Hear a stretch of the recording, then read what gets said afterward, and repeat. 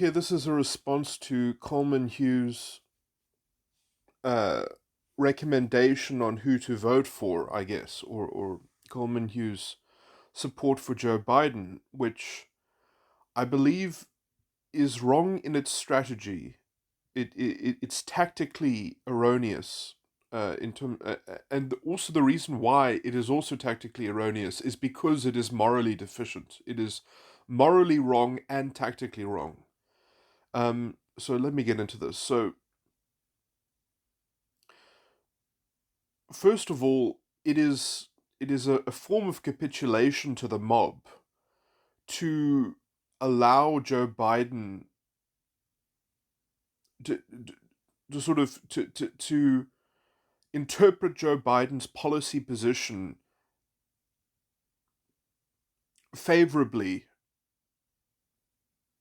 based on what he has not said, and in a sense base it on a very particular kind of interpretation which is favorable to him, which is not supported by his actual words, but which are so essentially you're going to um, benefit him for taking a position which he has not clearly taken, but you're going to give him the benefit of the doubt. So you're going to sort of, which I think is also a morally deficient and politically problematic sort of, that you're going to change the rules of the political arena where essentially one party gets interpreted according to the most stringent, well, what did you say and what didn't you say? And then the other party just gets the benefit of the doubt, and which also cedes the moral high ground to one party, which is a lot of what the Democratic Party is trying to now operate on the basis thereof, which is essentially the slide into toxified politics or in man I've got this particular theme. I've got it explained much better in some of the other recordings that I will have released at the same time as releasing this recording, but where essentially all the Democrats have to do is just sort of use satire against their political opponents instead of actually providing substance on the political stage. Uh, okay, so that form of politics is something that does, I believe, need to be voted against. It does need to be penalized because it is an escalation of a kind of a political mess. And I mean, I guess so. Let me just address, I guess, the Trump derangement syndrome, which is almost the main argument that Coleman makes in terms of strategically voting for Joe Biden. Now, I would say that Trump derangement syndrome is a subset of the issue of journalistic malfeasance and malpractice, and and all of these things that have happened, let's just say, because of under the general theme of Trump derangement syndrome. These are all good things that have transpired because they have shown the lack of substance on the left side or on the Democratic side of politics. So I'm an accelerationist on this point. I think that people that are deranged by Trump um, are people that need to have the rug pulled out from under their feet. I think it's very important that these people um, are not placated, are not are not surrendered to, or are not given a kind of a cheap win which they do not deserve, because these are exactly the sorts of people that will just brainlessly and mindlessly parrot and sort of amplify whatever they are fed by the mainstream media. And so I actually consider Trump derangement syndrome to be a positive um, conduit towards having a more enlightened culture and a more substantive political arena. So I'm not opposed to just trying to fix Trump derangement syndrome. I think that it's a you know it, it would be to destroy one of the most effective symptoms that are is going to facilitate any kind, people aren't going to see the doctor if the symptoms of their disease are not egregious.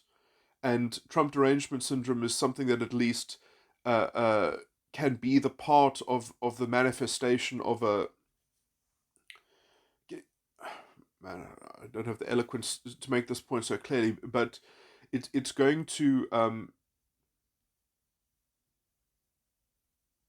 eventually, with some kind of hindsight, some kind of pattern recognition, it's going to be proof positive that these people have been uh, sold a false bill of goods, and then also the people that have been part of that echo chamber and part of that, the construction of that narrative, and the kind of the corrupt elites that are running the whole democratic political game, and the media that went on with them, at least that will be bundled quite nicely, and that will be the rug pulled out from under their feet. And so I think it's very important that Trump derangement syndrome ends with the rug being pulled out from under people's feet, and not by giving them a token capitulation, not by ceding to them, not by kneeling to the mob, essentially.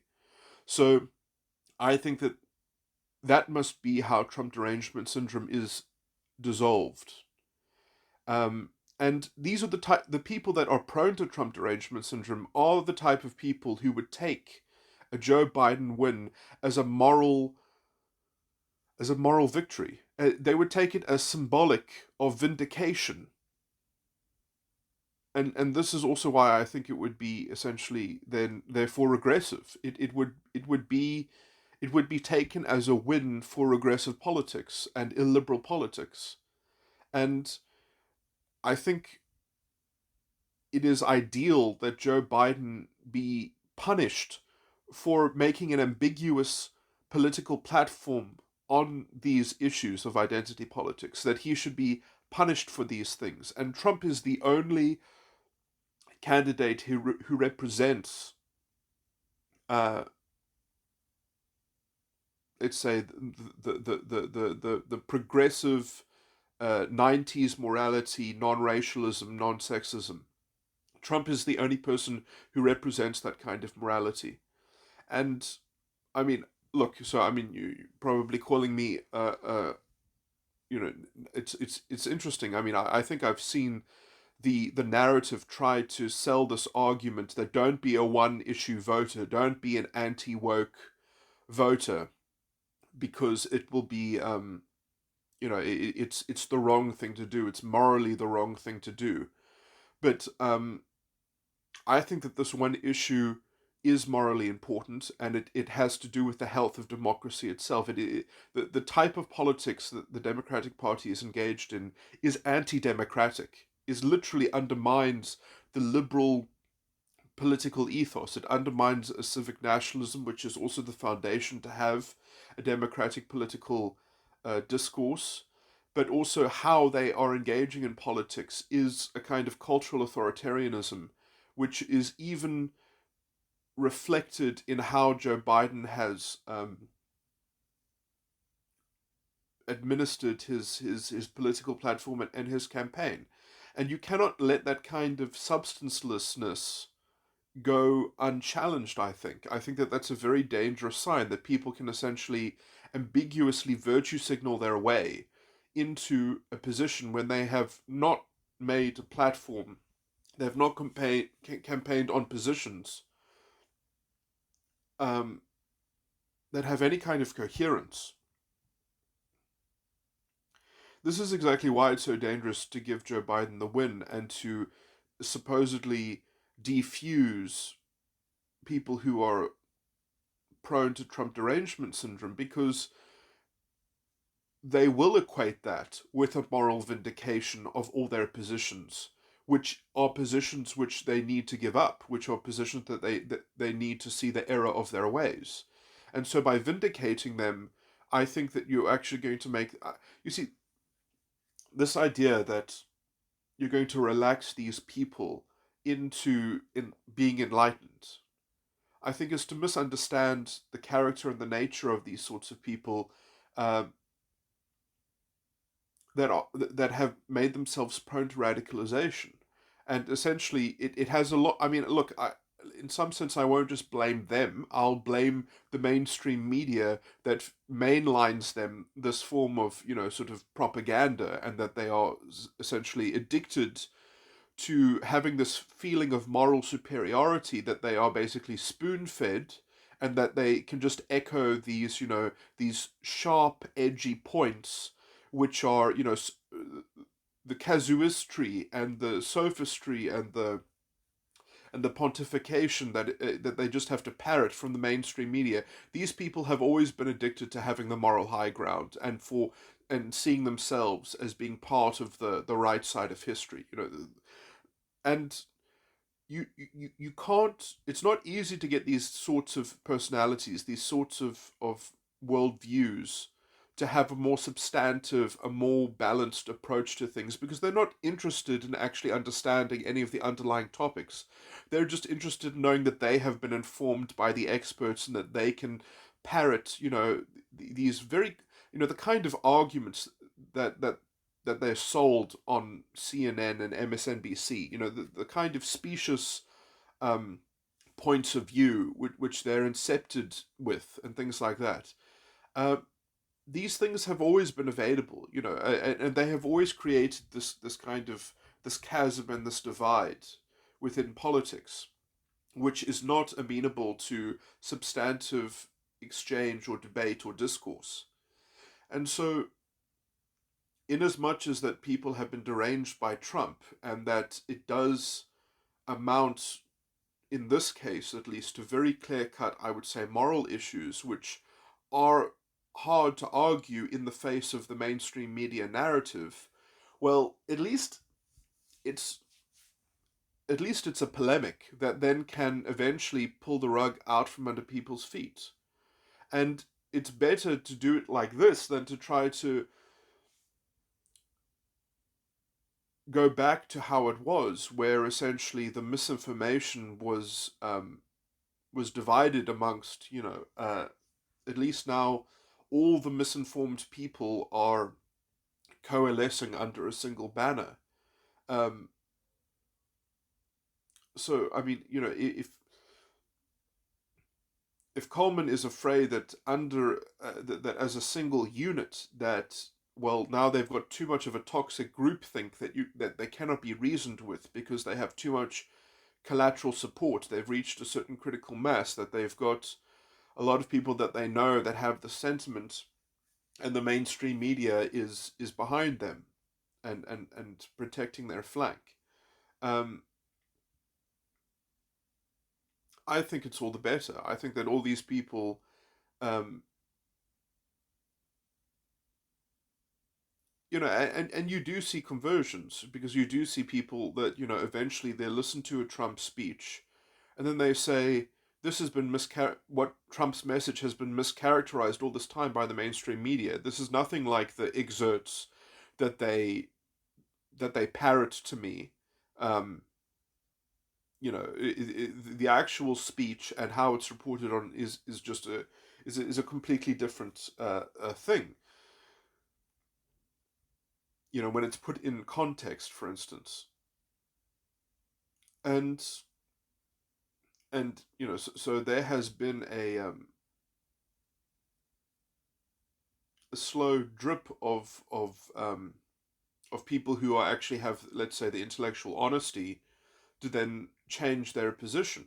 But many of these people, they don't have integrity. Many of these people that are prone to Trump derangement are so attuned to virtue signaling, or so attuned to just wanting to have a defensible claim of the moral high ground. That's all they care about. They just want their soapbox, essentially, and they want to be part of the police force, of the field marshalling of their morally superior in group.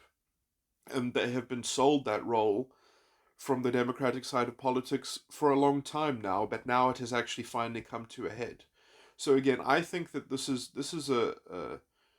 has been a growing problem in politics, but now it has been condensed in a form in which the rug can actually be pulled out from under these people's feet, and to revert back to a less stark and a less um,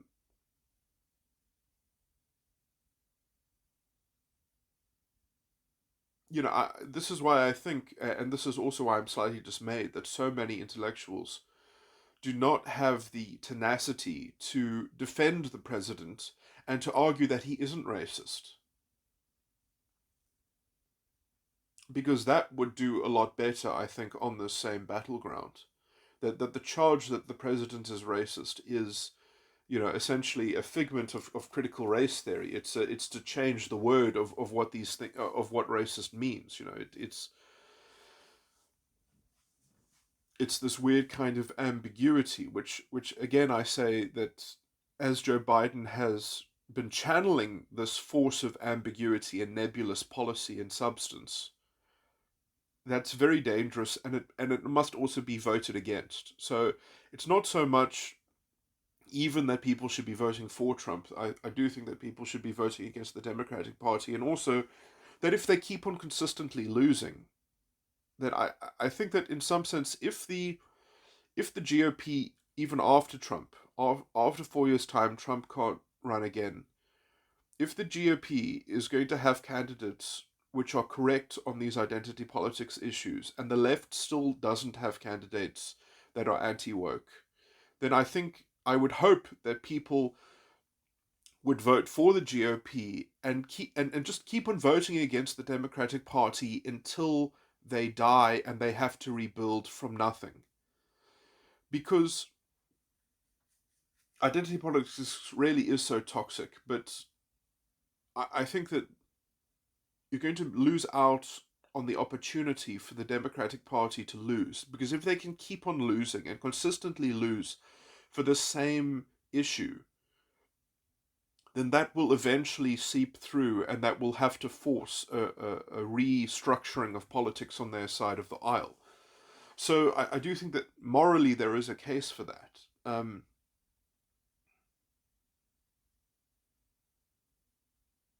this is also why I think that this is the case that should be made for voting for Trump, because essentially, you, Brett Weinstein has this idea of the Unity 2020 project, and I think that the Unity 2020 project is an okay idea, but that it can also that the goal of the Unity 2020 project can also be served by just consistently voting against the worst party, and especially if the worst party is the same party.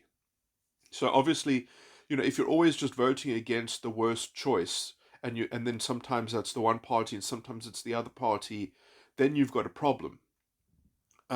Because then you keep on flipping allegiances. But if the GOP is in a better state, if the Republicans somehow get it together, and even after Trump, you get leaders of the GOP who continue that kind of that very incisive Trump morality, which is anti woke and that is trying to bring back sane politics, then although you might be able to say that the GOP has still got corrupt elements in it, like the Democratic Party, but at least they don't have an ideology which is awash with facilitating unaccountable, destabilization of liberal values and classical liberalism, and undermining, the meritocracy, and undermining just any kind of hope of transparent politics that's put into an opaque, unaccountable bundle, which identity politics wishes to do, as it sort of shields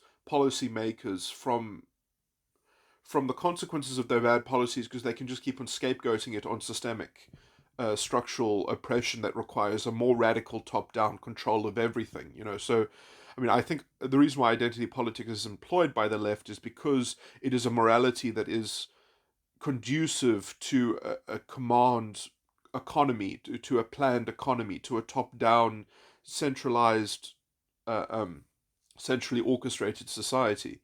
And it also puts culture beyond the realm of the individual, and it puts culture as something that the government, I mean, which I think is a fascistic thing, that essentially culture is something that then has to be legislated and regulated and imposed on the population, which I think kind of breaks the liberal order, or the liberal democratic um, sort of compact at the foundation of a democratic society. But anyway, um, let me just talk about the Unity 2020. That the idea of the Unity 2020 is that both parties lose, and therefore both parties are forced to reinvent themselves, kind of in a more grown-up politics. Now, in some sense, that's not necessary to fixing politics.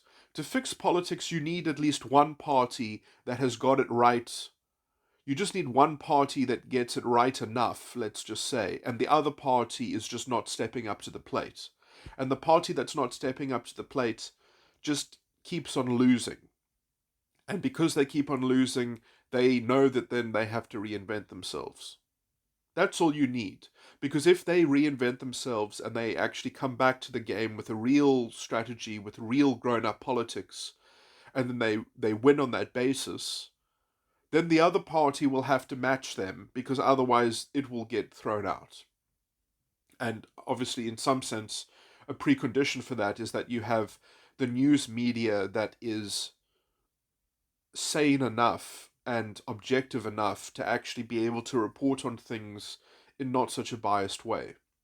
So I think a version of this is already happening, because the Democratic Party, well, we don't have objective media, okay, but that is being, it should be collected with essentially the poison that is the Democratic Party. That is a secondary illness that is essentially what's wrong with the Democratic Party at the moment. Um, so that needs to be voted against, and it needs to consistently be voted against until the Democratic Party is destroyed and rebuilds itself from the ground up. Trying to interrupt that process is, I think, damaging in a greater sense. It's damaging in avoiding the opportunity to move towards regenerating politics and getting back to sane and grown up politics. I would say letting Joe Biden win, or voting for Joe Biden, is within, let's say, this opportunity in history, is is uh, uh, is to go back to a status quo which was never desirable, which was never honest, and then essentially you have the Unity 2020 conundrum, which is basically fighting against the mainstream media and bad reporting. Whereas right now you have an opportunity to uh,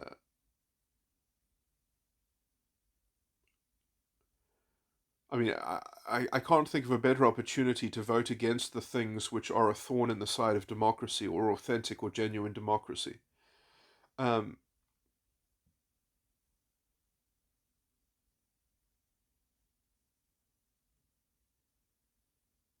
and especially if the GOP continues to be relatively as substantively coherent as it is under Trump, after Trump, that would be great, because then the Democratic Party can continue to lose.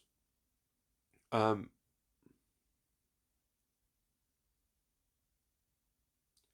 that would give the opportunity for the voters to continually vote against the Democratic Party until they are destroyed and have to rebuild. And hopefully, when it's rebuilt, it will be better than the GOP, and then it'll be the GOP's turn to take some pain and to really fix itself, and to actually, and to not be captured by any business interests. But I think that um,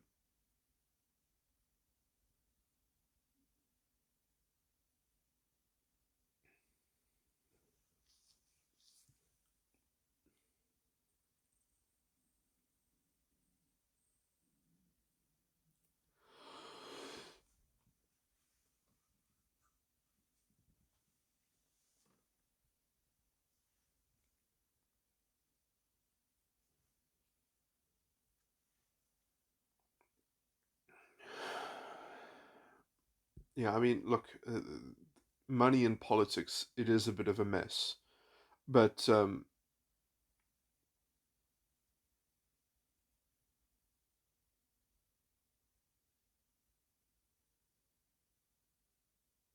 the idea that going back to the status quo, that the Democrats would do anything, I mean, it would just be, it would really be a huge missed opportunity, I would say. So, under the lines of argument that I've just made. And in some sense, these problems that the system has, they do not exist within they don't just exist within the structure of the mainstream media and how the people at the top are or at least in this case from the democratic side have created such a nebulous and ambiguous policy platform for Joe Biden, but it has to do with also the segment of the population that is prone to being programmed by the media machine. And these are the people in your society that are effectively what is holding you back from having a more robust democratic or more engaged democratic politics because they don't actually want to know anything about substance. They don't want to weigh substantive issues. They instead, uh,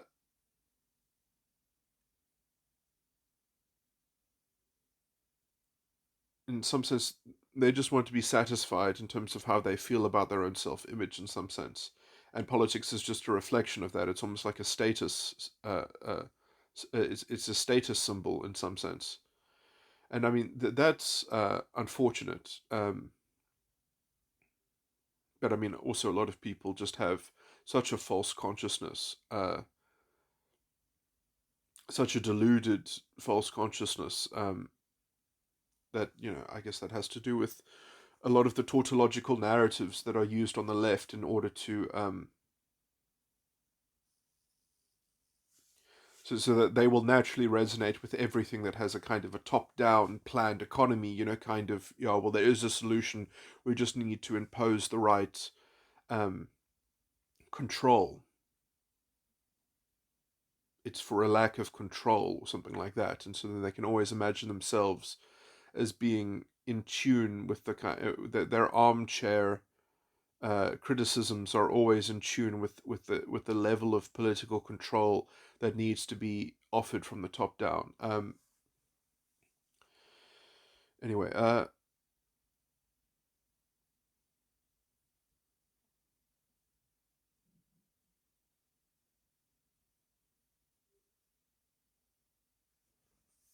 sorry, there was one more point that I wanted to get to, which is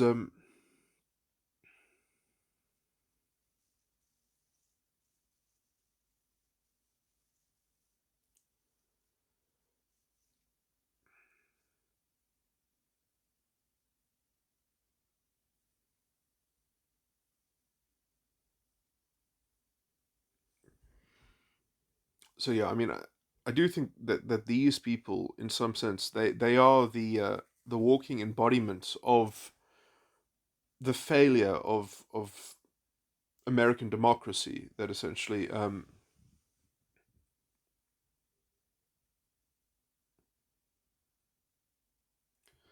or at least the failure of voting on sentiment and not on substantive debate or anything like that. And then it's interesting that essentially Coleman is sensitive to all these things, and yet he still wants to vote for Joe Biden. In some sense, for in sympathy with the people who he sees as victims of an exacerbated or politically culturally accelerated climate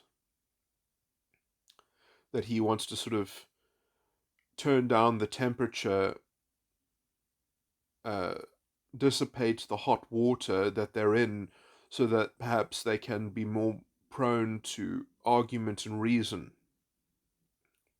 from turning down the temperature. Um,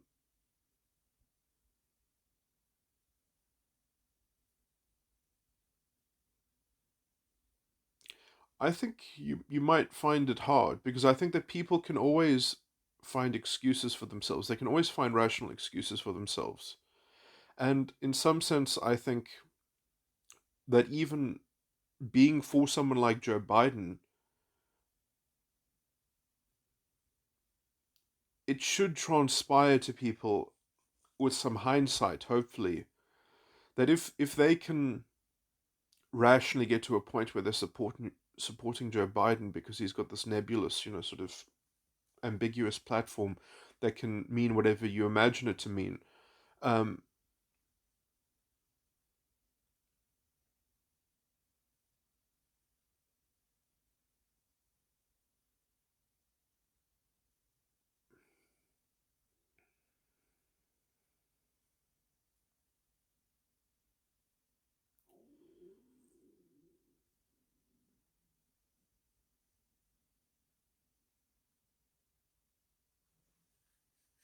I'm trying to think of the point. I had the point that I wanted to make, but it's something like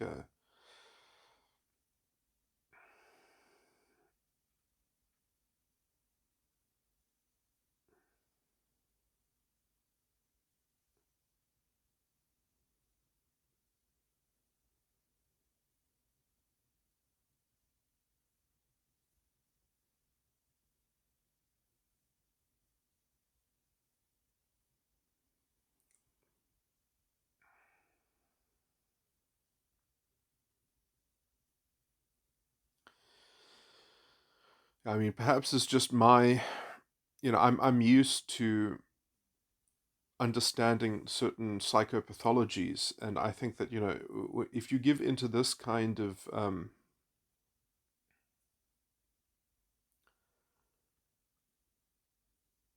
hostage taking and this kind of sympathy, um, you think that well, if you say, well, look, I've given you this, I've sympathized with you, so now perhaps you should listen to me. But because you've sympathized with a position which is fundamentally nebulous, that means anything and everything, then essentially they don't have to stand behind a theory. They don't have to stand behind a position that has to actually bear itself out, because whatever transpires, they can just say, well, it's uh, better than the alternative. And, even though, and they can make that claim because they will be fed the narrative that will confirm that.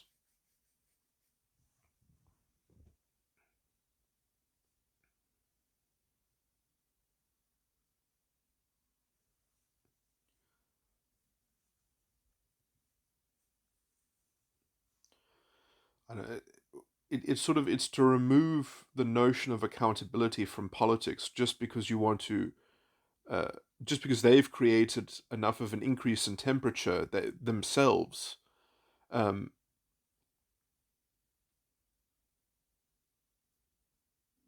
that then you're going to sort of allow them to abduct the political process because of sympathizing with their derangement.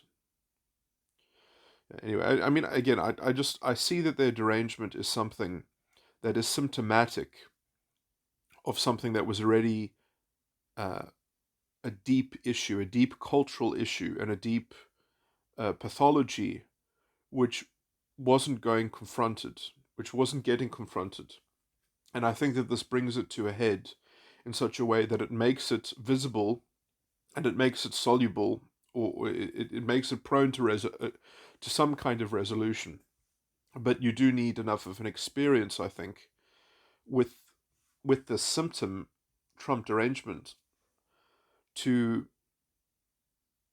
get to the point of actually diagnosing that these people do have a problem, that they do have a kind of addiction to a kind of moral self-righteousness. Um, and how they were uh, uh, how they had the wool pulled over their eyes by the mainstream media, feeding that obsession that they had, and that outrage.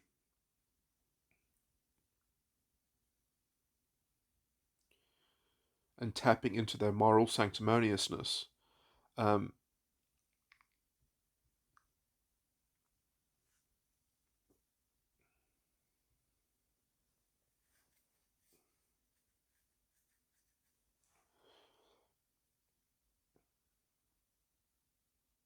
there was one more point. No, I have sort of lost it.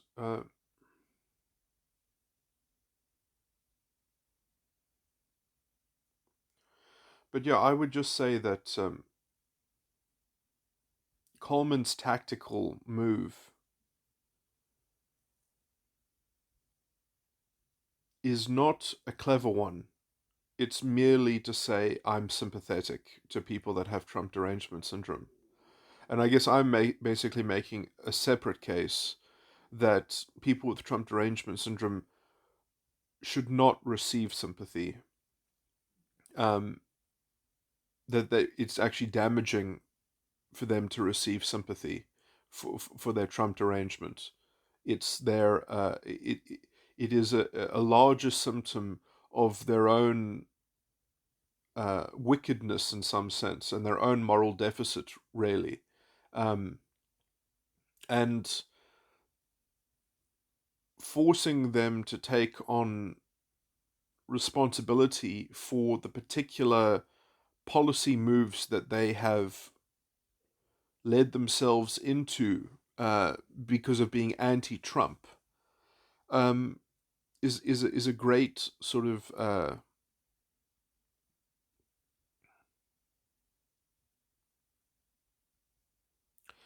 is something that I think we could use more of. We could use more of a senseless and mindless, um, because in some sense there is no excuse for CNN having Trump derangement syndrome. There is no, they have leaned into it because it already was compatible with the formula of their emotional reporting, of their subjective relativistic narrative. It was it has essentially outed the formula of their narrative, of the construction of their narrative. And we need more of that, not less of that. And as I say, that needs to be ripped out from under people's feet.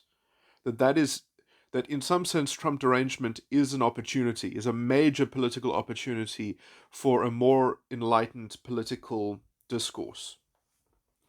And uh, I think Coleman gets it completely wrong um,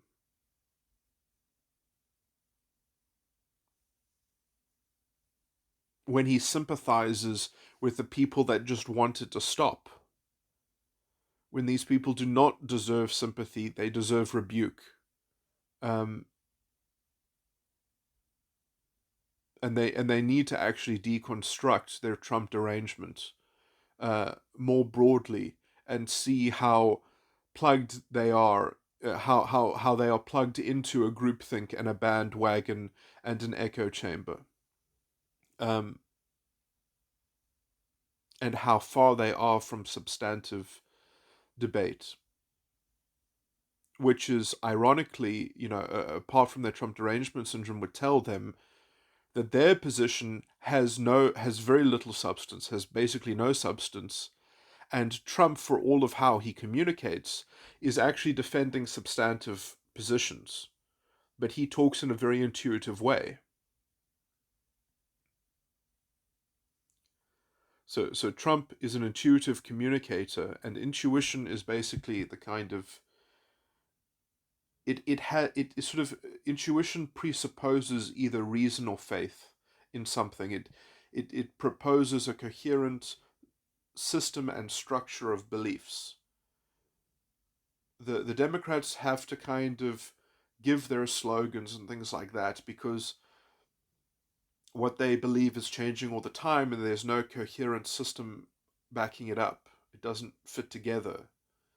Trump is plugging into, let's just say, the common values which underpin America and a liberal society and a liberal political ethos, which do, I mean, although this has never been sort of this has never been politically stated outright, but it essentially is an undercurrent theme in American politics, is essentially non-racialism and non-sexism, which is being challenged by the Democratic Party in their new beliefs and their new rhetoric and their wokeness, and which President Trump has always relied on. He's never, I don't think he's said the word non-racialism, but he is a non-racialist. That is essentially part of the his moral intuition, and which he relies on, you know, um,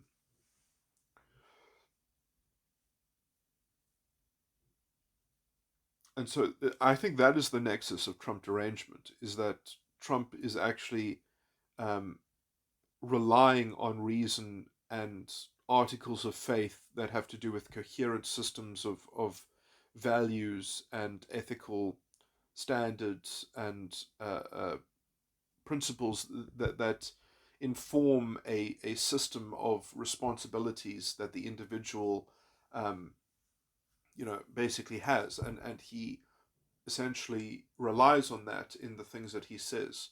Whereas on the left, that's just a mess. That is just completely ripped up by whatever the latest sort of fad is and whatever is being parroted um, and amplified by repetition to make it seem true. And I think that is the kind of and while they also dismiss any kind of substantive, I mean, what also exacerbates Trump derangement is that Trump doesn't say things that by themselves make sense without recourse to the context of the reason or the ethical system. So you can't just pick out what Trump has said and try to debase it, because he doesn't try to give you a complete set of beliefs. He never states directly the complete set of beliefs, because he's implicitly relying on a shared belief system that is already coherent.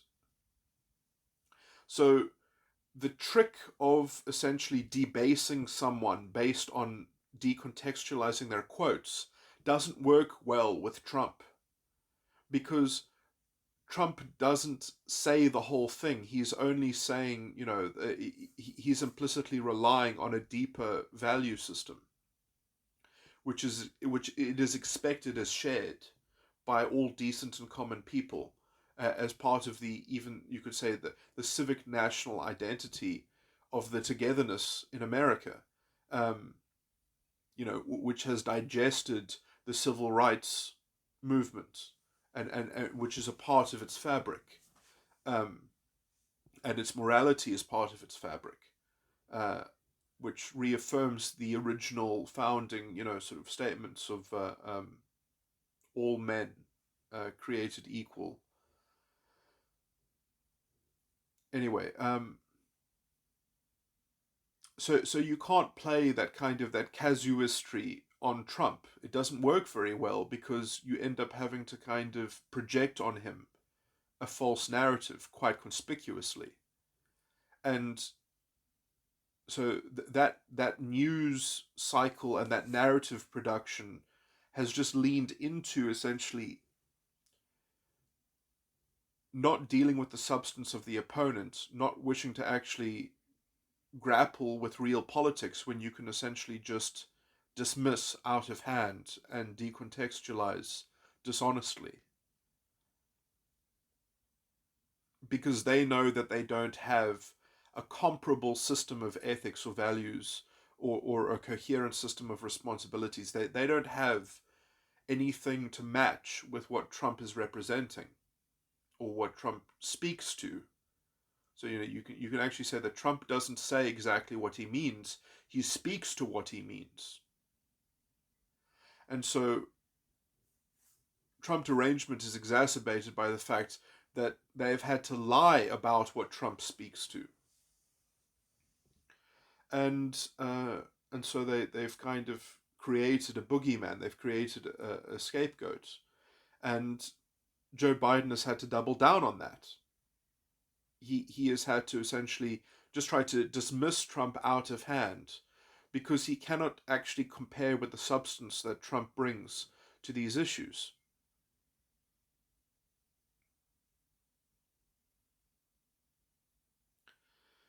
So yeah, I think to not vote against the Democrats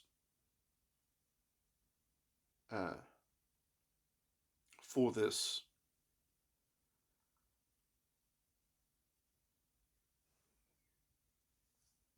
is a glaring mistake.